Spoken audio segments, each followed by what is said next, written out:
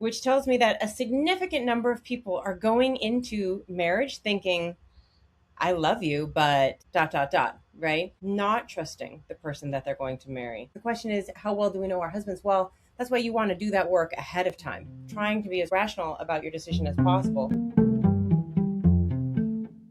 Welcome to Look Again. Look Again is a podcast where we revisit the cultural movements shaping modern life and ask whether the stories we were told are true. And today we are coming to you from Maine and California. Nicole is in Maine. How's Yep. how's everything in Maine, Nicole?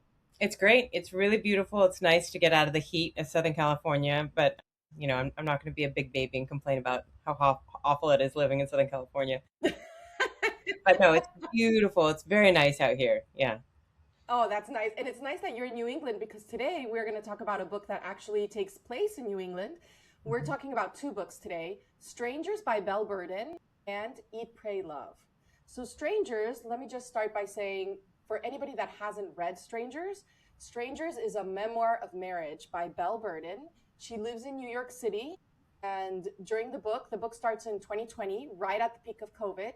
She has three kids with her husband, and during COVID, they decide that they're going to ride out the wave of the pandemic in their home, their vacation home at Martha's Vineyard.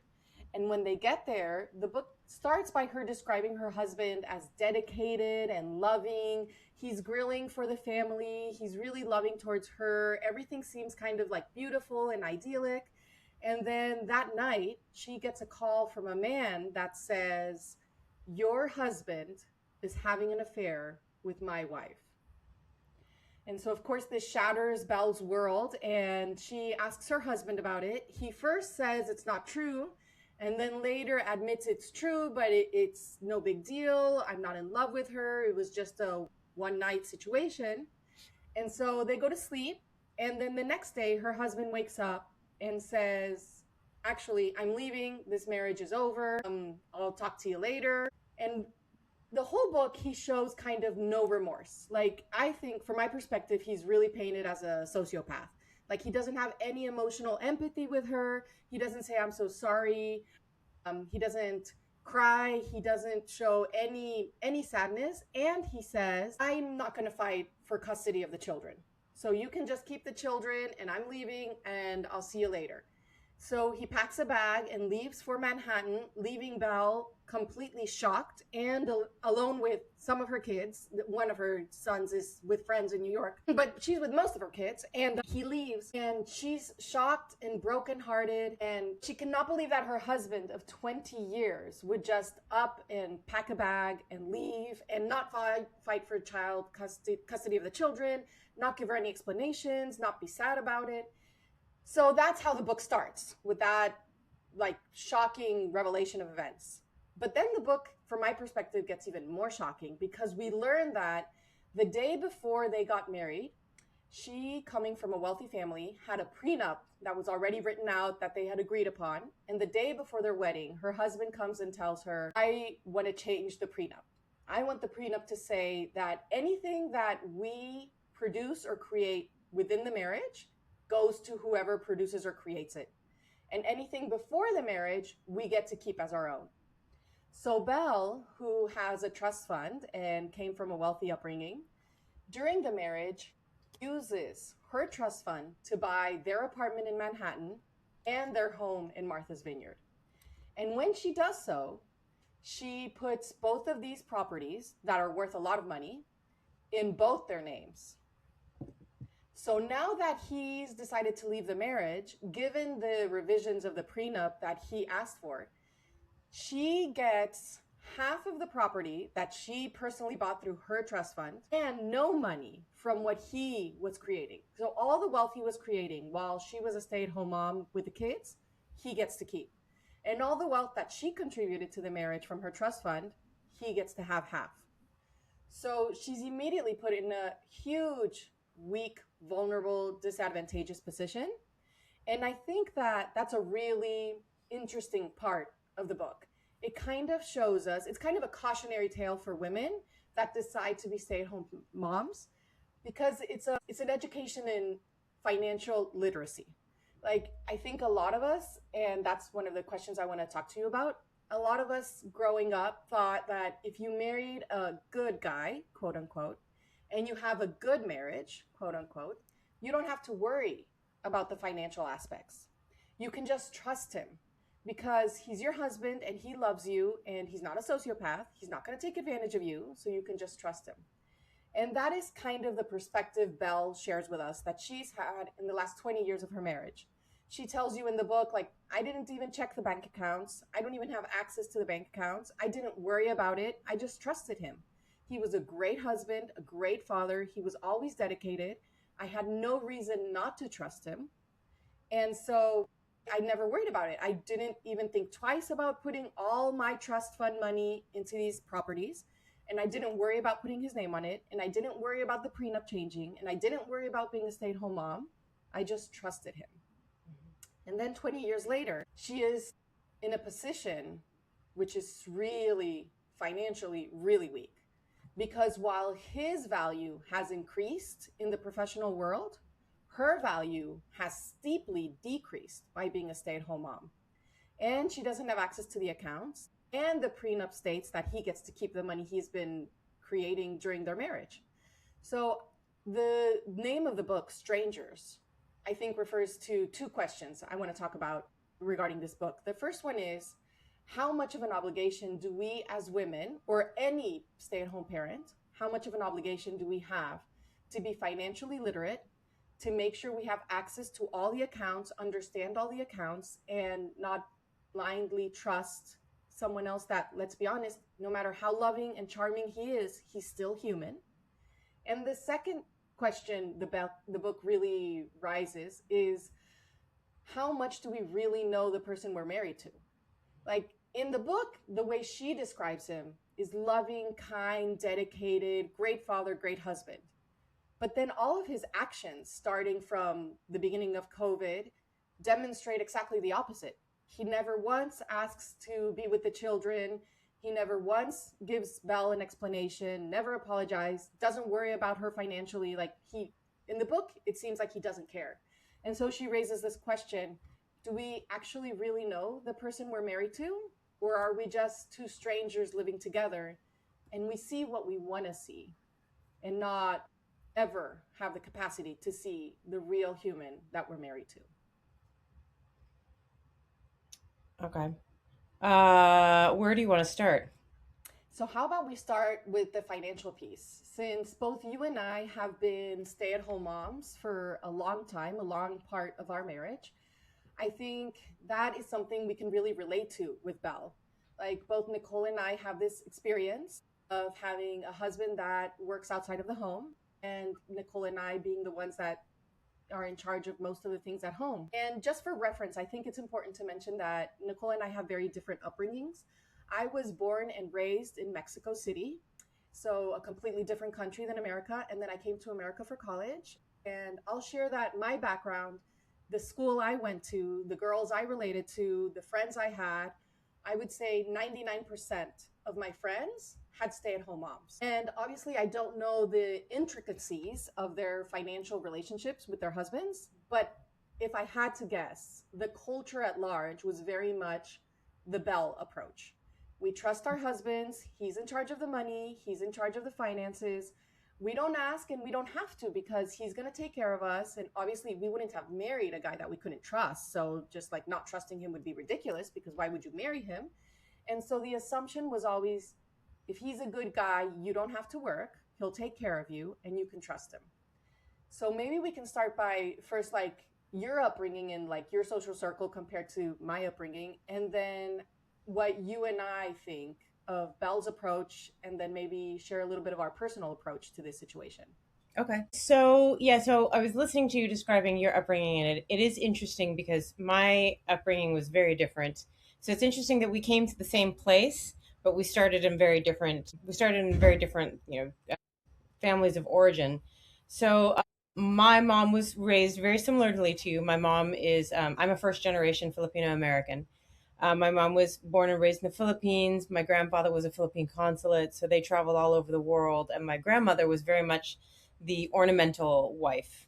She was a stay at home mom, but she also had to look really beautiful because she had to go to all these events and that sort of thing.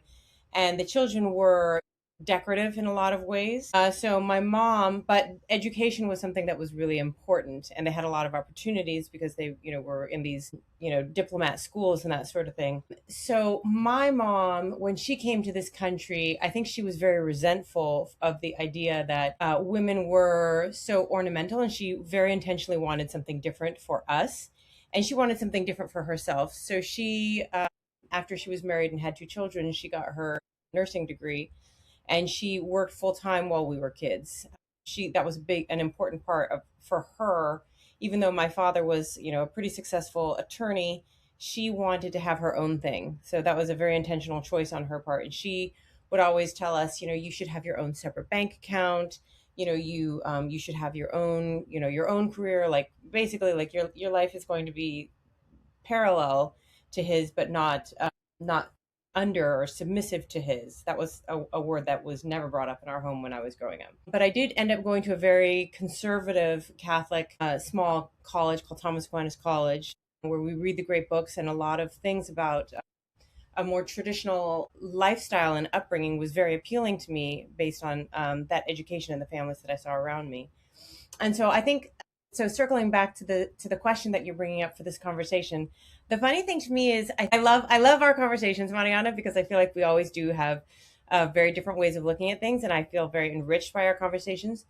But to me, your question about whether or not, I think if I'm remembering you correctly, the question being, is this sort of a warning for women in our situation? Is that correct?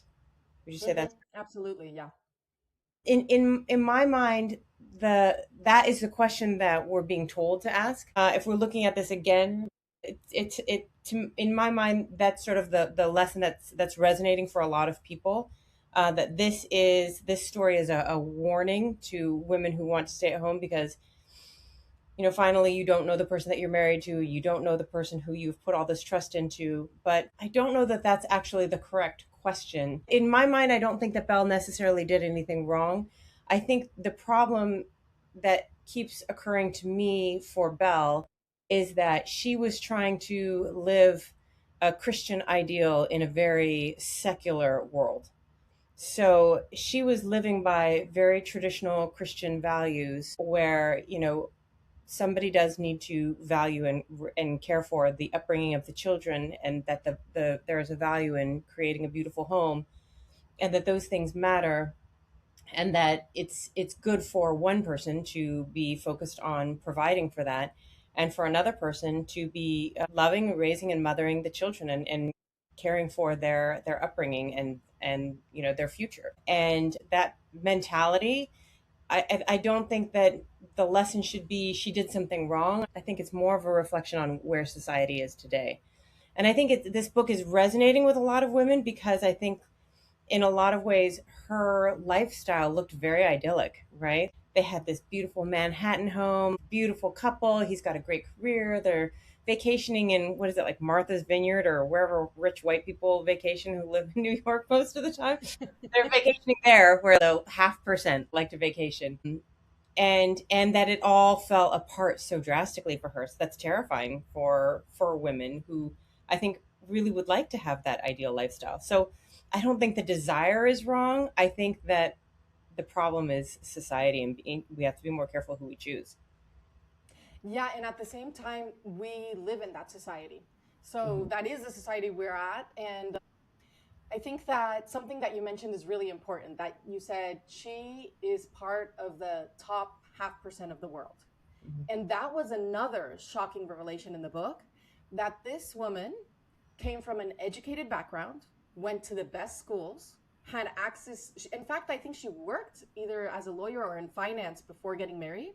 I think So she was she a lawyer. had exposure to like so much. And yet, even with this level of education, even with these opportunities, she still ended up with almost nothing once he decided to leave her. Mhm. And I think that I've heard this phrase many times, the hand that feeds you can also starve you. And I think that it's really naive of women for generations and generations to believe like, oh, but yeah, that's true, but not of my husband. Like, as long as I'm Christian, as long as I marry a good Christian man, that's not going to be my case.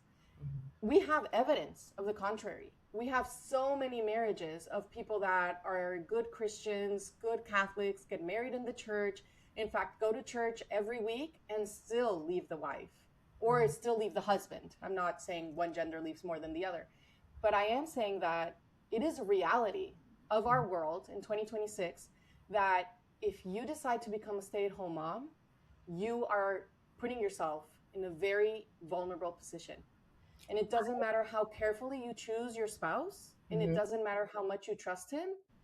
If he is the one that is getting better and his value is increasing in the professional world, and your value, it doesn't decrease, it steeply like goes down the drain. Like he's is like slowly increasing. But when you become a stay-at-home mom and you've been out of the market in like 1 year, 2 years, 5 years, and then if you're blessed enough to have more than one child and you want to stay home for more than one child, then you're out of the market for 10, 15, 20 years. So your value decreases very rapidly. And to recover that is really hard. And he knows that. And you know that. So no matter how Christian the marriage is, or no matter how godly the person is, we know, like the numbers are there, the facts are there. We know that tons of marriages of people that get married in the church, that go to church, that have Christian marriages, end up in divorce. And we can see the facts and the numbers that women, by and large, end up financially in a much weaker position than Mm-hmm. the man does.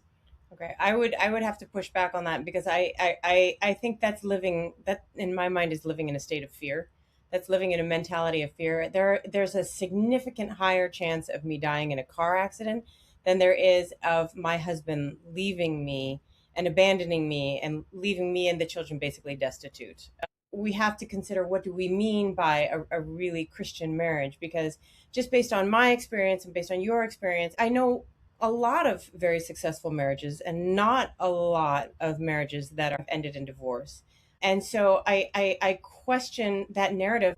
In the same way, I don't go into a car and think there's a high likelihood I'm going to freaking die. I mean, I buckle up, but that's about all I do. Like, I know when I get in an airplane, there's an even higher chance that I'm going to die. Like, I went paddleboarding today.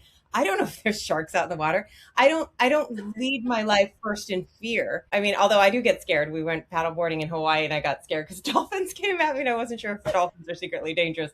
I'm not really familiar with nature. But my point is that we don't want to start by living with a narrative of fear. What I want, for when I think about my girls, I want them to make rational choices. I want them to make careful choices, but I don't want them to ever think that a woman's value decreases. That's such a, I think that that's a secular way of looking at the value that we have as human beings, right? And even Belle, her book, I don't judge her for this, but all this stuff is coming out right now that she wasn't going to be as financially destitute as she makes it sound. But in her defense, it probably felt that way. She was going to go from the top 0.5% to the top 2%. She still had like $65 million in her trust. So it's like, well, I think you're going to be okay. But there are a lot of safety nets out there right now. I mean, to me, the bigger concern is she might have thought, I'm living in this Christian mentality. I'm trusting this man that I love, who I think all these wonderful things about. As soon as you guys start talking about a prenup, you're already introducing the idea of a lack of trust. So if he requested, I can't remember if it was 2 weeks or the day before, it was something very, very close to the day of the wedding. But as soon as he requested that change, that should have set off alarm bells for her right then and there. And if he's going to say the wedding can't happen unless you sign this prenup, that to me means then you don't really trust me. You have an exit plan that you're already working on, and this is not a marriage that we're entering into with the same mindset. So a lot of people are using this book as sort of a warning to women who want that traditional family. But I think that if you live out of fear and you go into this and deny yourself the beauty that can happen when a woman does provide and care for the children and a husband does provide for the family, and you have that balance and you have that love, I think that you're missing out on something that could be really beautiful because you're choosing to fear. So it's one thing, I think, if a woman goes back to work because she wants to work, like that's fine. I have a lot of friends who are working mothers, and if that's your choice, I think that's great. I would never sit in judgment over that. But what I would never want is for myself or my girls or my friends to think that they had to work to protect themselves because their value would decrease. I think that's a really sad way of living your life. And I think that it is sad to have to live in fear, but I think that that's the the main marker of what you're saying, that are you living out of fear? Because my question would be, are you living out of fear, or are you just living in a rational way? Because we know that 50% of marriages end in divorce. And so you brought up the example of the car. Like, would I get into a car and that I know I can get into a car crash? I know I can die. And would I surround myself with pillows? And you said, well, but what if you knew that 50% of car rides you take will end in death? Well, maybe we'd be way more careful and we would wear the pillows, right? And if we have the like rational capacity to see like 50% of marriages end in marriage, that's a fact. 50% of, let's say 50% of car rides end in death, we'd be way more careful. We'd have more seatbelts, we'd have more speed limits, we'd have more safety measures on the car, and we, at least I would think that's really good. And in fact, all of my cars have car insurance. And before I let my children drive, all of them take driver's ed. And I drive with them for many, many hours before I let them be alone behind the wheel. And even now that they've been driving for 2 years, I still worry about them. And because I know that cars can become, like, getting into an accident in the car is easy. And I don't even have the 50% number, whereas with marriages, I do. So I don't have to actually think I'm coming at it from a place of fear. I think I'm coming at it from a place of real statistical numbers. Facts are facts. Like 50% of marriages end in divorce no matter what. Okay. And I also think that Oh, sorry, go ahead. Go ahead. I also think that the solution to the situation of putting yourself in a financial vulnerable position does not have to mean you work outside of the home and can't take care of your children. So if we think that it could be a beautiful option, there's many beautiful options, but if we consider that one beautiful option is to stay at home, take care of the children, raise and nurture the family while the husband goes outside to work, that doesn't mean that I still have to put myself in a financially vulnerable position to do that. I can have that vocation and still be careful with the finances and how weak or vulnerable of a position I allow myself to be in, because we, the stay-at-home moms, are the ones that are allowing ourselves to be put in that position. Like Belle Burden, every step of the way chose this. She chose to sign the prenup.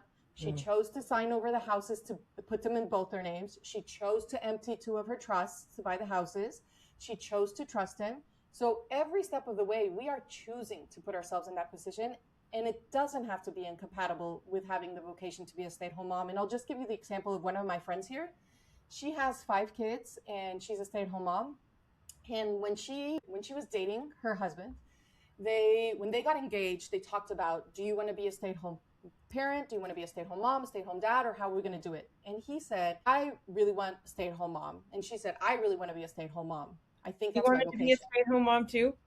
Yes, they both wanted her to be a stay-at-home mom. Oh, okay. Okay.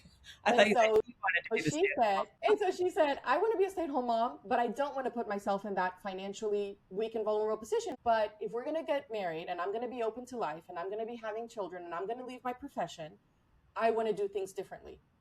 So what she agreed is that every time, the day she became a stay-at-home mom, they decided that every time he gets a paycheck, one paycheck goes directly to her bank account and the next paycheck goes directly to his bank account. So they have separate bank accounts where he doesn't have access to hers and she doesn't have access to his, and then they have a shared bank account. So every month, whatever he gets paid for the last 20 years, she's gotten half. And not only that, but she also opened a 401 account in her name so that she can have a retirement account just like he has a retirement account. And so every month, whatever his company puts in his retirement account, they put half in her retirement account. And so then they have an account together because our money is our money. It's not his money, and my money, it's our money. So our wealth is the same. But as the book proves, the day he decides to leave, if he's the one that has access to the bank accounts and the name is on the bank account and the passwords, you have to go to court to fight for that money. It's not automatically yours.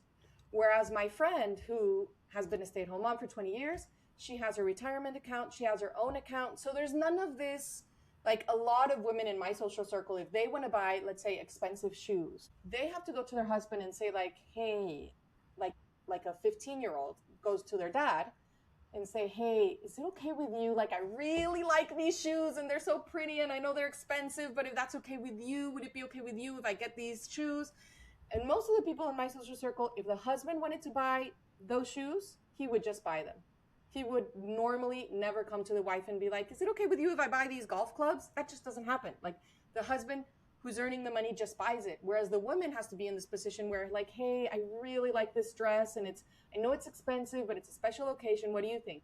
So she has none of that because she has her half of the money.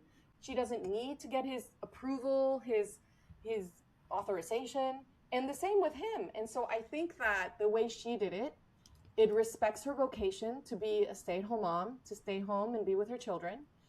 But financially, she's still in a weaker position because she's left her career for 20 years. And when I say the value of a woman, to clarify, I'm only saying her value from a professional point of view. Obviously, I think the dignity of the human person does not change regardless if you work or if you don't work. But her value in the professional market, it's true, it's decreased. But her bank account is at least untouchable by him and exactly the same amount as his. Well, they have the same access to the same amount of money. And she's been able to live out her vacation as a stay-at-home mom for 20 years. Okay. So what do you think? Yeah, that's a lot. You've given me a lot to process. Okay, so first of all, what I want to say is that idea, there's a lot to go back to. The first thing I want to say is that idea that 50% of marriages end in divorce. I want to unpack that a little bit because that's true on a very broad scale. If we include all marriages, then you can say 50% of marriages end in divorce. But if you're talking about marriages what about in marriages where the people consider themselves Christian? Then it goes down to 43% of marriages end in divorce. If you say, what about marriages that are Catholic and go to Mass once a week? Now that number goes down even more. And if you're talking about the most extreme case, right, which would be Catholics who practice NFP, so who are completely committed to the teachings of the Catholic Church, and I only use Catholic because that's my personal experience, but it's a good way of measuring how seriously someone is taking their religious practices. So someone who is practicing NFP, who's making that difficult choice, who's committed to following and observing the teachings of the Church that much, the percentage of divorces in those families goes down to 2%. So it's a false fact to say that 50% of marriages end in divorce. If we're talking about if Belle had been truly not just sort of unconsciously or subconsciously living in with a traditional or Christian mindset about family, but if she had actually intentionally been living a very traditional lifestyle, her chances of her husband never doing something like that goes up significantly because it's no longer than a case of pinky promise you're never going to leave me or have an affair with a hot young coworker. It suddenly instead becomes you have an obligation not just to me, not just to the children that we've created, but you have an obligation before God. You have made a commitment that you have put your name on something that is going, you will be held accountable, not just in this life, but in the next. So I think that we can't, first of all, that's one reason why we shouldn't be living in fear, right? Because that statistic doesn't hold true if you're actually doing your homework and making sure that you're marrying someone who looks at marriage the same way that you look at marriage.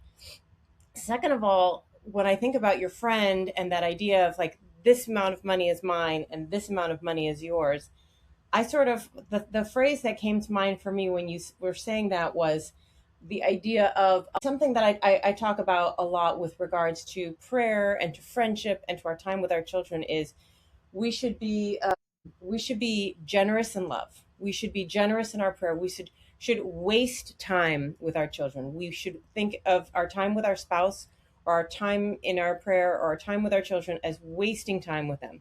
And when I say that, I mean, I think of the passage in the Bible where Mary Magdalene pours out the bottle of perfume on the feet of Jesus.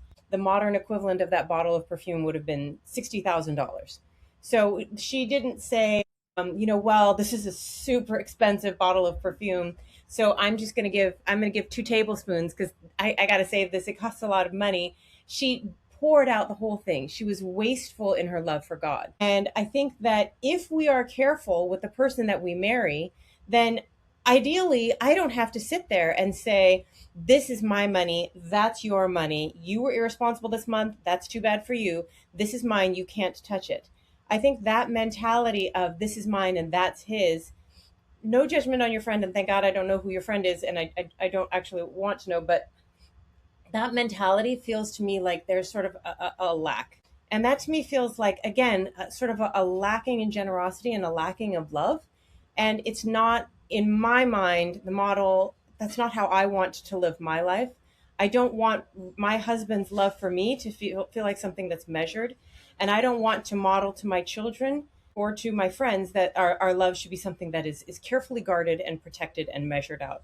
And I think that if we remember, our vocation to marriage is not just about financial security, but our vocation to marriage is about learning how to be selfless in love, which I think ultimately is what we are trying to do.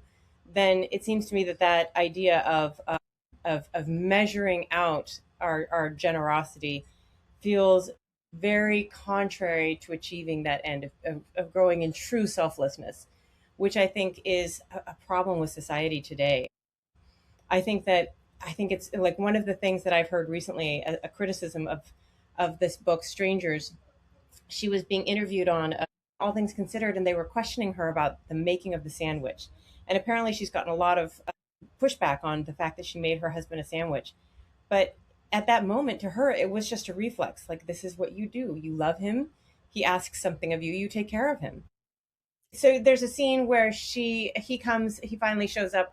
I think they're going to tell the girls in person together what really has been going on, because she's been sort of protecting the kids from it. And they have either just told the kids or they're just about to tell the kids. And then he says, basically, ugh, I'm starving. Can you make me a sandwich?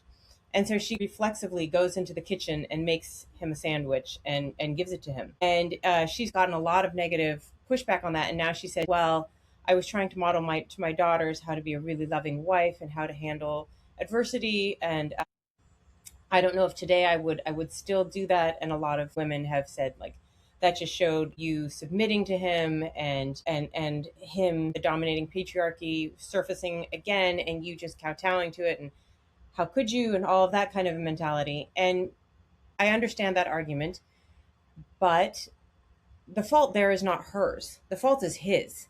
So how she handles it, that she chose to be gracious, is not something negative in her. There was no manipulation in her. It was no her hoping to please him one more time. It was just a reflexive action on the part of a woman who has dedicated her life to loving and serving others. And it makes me sad that today that is looked at as a point of weakness. A person being selfless, even in a time of trial, right? Like, how much more Christ-like can you be? She is now regarded as pathetic for having done that. I think that's sad. Yeah, I completely agree with you. And I thought when I was reading the book, and the he had just shattered her world. He had just confessed to cheating on her. Then he left her with the children, showed no, like I said, no remorse, no sadness. And then he comes and asks for a sandwich. When I was reading that, my honest thought was, I would definitely have made the sandwich as well. But I do understand the other side of the coin and the criticism of making the sandwich, because it does seem surprising to me how much he can put her through, and that she's still willing to make the sandwich, and that he doesn't even say thank you. Like, it doesn't register for him. And it's not that we do things for them to register to him, but it just brings up the second question that of the book, like, how much do you really think we know the person we're married to? Like, I don't think anybody gets married thinking, like, I'm 50-50, he might leave me in 20 years, cheat on me, and leave me with no money and take the houses. Nobody gets married thinking that. Everybody gets married thinking, like, this guy, like, I found the good one, like, I can trust him. But do you think we actually really know the person we're married to? Or do you agree with her that in the end, we're actually straight? I think that, again, I disagree with your question. I don't think that, I think the fact that so many marriages start with prenups tell you most people who are getting married. Is it something like almost half right now? I can't remember. I looked up the statistic at one point. I think it was something like 40%. But that a significant number of marriages, they start with a prenup, which tells me that a significant number of people are going into marriage thinking, I love you, but dot, dot, dot, right? A large number of people are not trusting the person that they're going to marry. And for those, I think that go into it, if the question is, how well do we know our husbands? Well, that's why you want to do that work ahead of time, trying to be as rational about your decision as possible. And this is old fashioned, but don't have sex before marriage. Keep your wits about you. You want to be thinking carefully when you choose this person. Trust the people who know you best. If people around you who love you and who know you well think that this is not a good match for you, trust that. Question your own instincts there. I have a friend who almost got married to a guy. Her parents said, this is not a good match for you. And she was just taken aback because she'd been dating the guy for 2 years. Her parents said, you have to spend a year apart from each other. They spent the year apart, and in that time she realized they were right, and she was mistaken, and she shouldn't marry him. And now she's married to someone else, and he's wonderful, and that guy had a lot of problems for a very long time. I think he's finally starting to come out of it, but it's been 30 years. She saved herself 30 years of heartache because she knew and trusted that her parents knew her and loved her, and wanted what was best for her. If you don't have that in a parent, I would ask a sibling, or I would ask a best friend, someone who really knows you and you know is more concerned with your good than with their own. So you're right. I think in one sense, we don't really know the person that we're marrying because we can get very distracted by our emotions and our heart. And there are studies that show that scientifically, you are so much more hormonal when you're in love. You just can't think rationally. And so you can't completely distrust your instincts, but that's why you rely on people around you, and you rely on certain character points that you look for first, I think. What do you And I think? think then the question would be not if we're married to strangers, but to your point, what steps can we take to ensure we're not strangers with the person we get married to? And so I think what you pointed out, like step number one, to trust the people around you, I think that's a really good advice. And I also think step number two would be to have really in depth conversations, like to go to the uncomfortable topics, to actually find out, like, what are your thoughts on, I think a lot of people are willing to do things and not talk about it. Hmm. And so, like, at least for me, I never talked about money. But if you really make a point of making sure he's not a stranger, we can take steps to not marry a stranger. Yeah, I think that's right. I think that's right. And to your point, I think that it is a good idea to know money is one of the biggest topics that causes conflict and problems in a marriage. And so it is a really good idea to get clear about money and what are your expectations. Not even just necessarily making a budget, but how do you relate to money? How do you spend money? How do you feel about money, right? Like my husband and I had very, very, very different backgrounds and upbringings around money. And thankfully, he's a good provider, and he's very kind and generous and a good man. But I'm not good with money. I'm terrible, terrible at it. And thank God he's very sweet and doesn't give me isn't like that guy that you're talking about where you have to ask. I sometimes forget to ask him and say, "Oh, I've had these shoes for forever." Like, yeah, they were in my closet. How did you not know? You're so unattentive, right? You don't have to listen to this. That's so funny. But I agree with you. I think money is one of the. I think there's five main topics on which they say all divorces like circle around five topics, and money is one of them. Yeah. So can I ask you, like, personally, did you and Ray talk about money before getting married? Like I shared, Carlos and I didn't that much. I honestly thought it was in poor taste to be talking about money, which is a mistake. But I'm wondering, like, from your different cultural upbringing, etc., did you and Ray have that conversation before getting married, or do you not remember? We were really fortunate. We had marriage prep with a wonderful priest in our diocese. And so we had conversations around it, but at the time, I think if I could go back and tell you know pre-marriage Ray and Nicole advice about money, I would say don't just talk about your current attitudes about money. Talk about your family of origin with regard to money. Talk about what your family's attitudes are about money, because at the time when we got married, I had been working and living on my own, and he was in law school. And so I felt pretty confident about my ability to manage money, but I didn't have any money. And so I just didn't spend any money. And he didn't have any money, so he didn't spend any money. So we were pretty aligned on how to spend nothing. We were great as far as that goes. No But money. exactly, like no money, so you just don't spend it. And that's great. But I think that, as we got married and there became more obligations, I think that's where it probably would have been helpful to talk about those things. Yeah. So I think you're right. But again, I do think that, you want as much as possible for it to always be something that's a conversation, and for the two of you to be always working towards a good together, as opposed to, this is my mentality, this is what I think is right, and we're just going to do it. It has to always be something where you see it as something that's for both of your good. Yeah, and I agree with you. We also had a really good engaged encounter. It was a whole weekend, and we talked about all these different things. To be honest, once you're on the engaged encounter, you're kind of like the train has left the station. Like we're obviously, like a few months away from our wedding, and we did talk about money there, but it wasn't like, how did you grow up? What did you see in your home? What is normal for you? And I think the family of origin is a big piece that when you're in your 20s, you feel very independent and I'm my own person and I'm very educated and I can see the world my own way.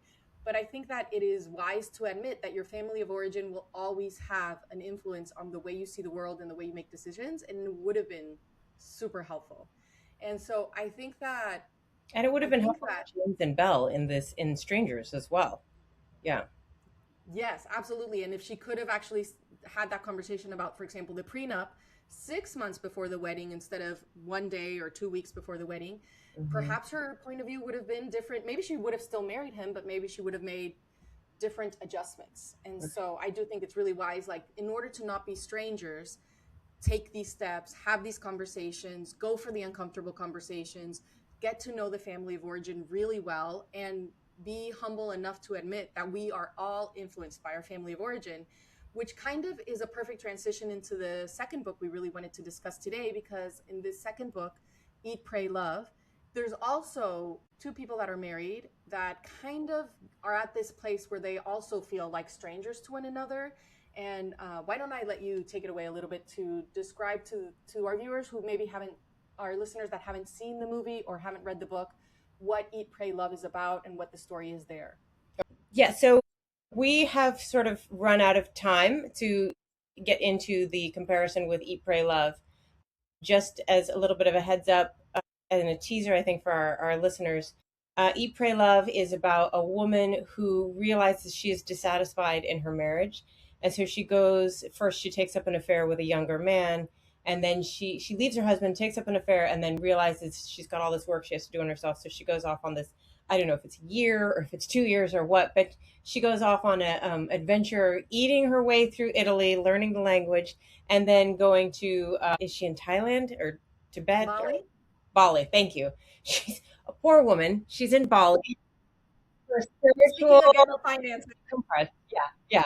Well, it must be so hard. So we should pray for her because that's just so hard.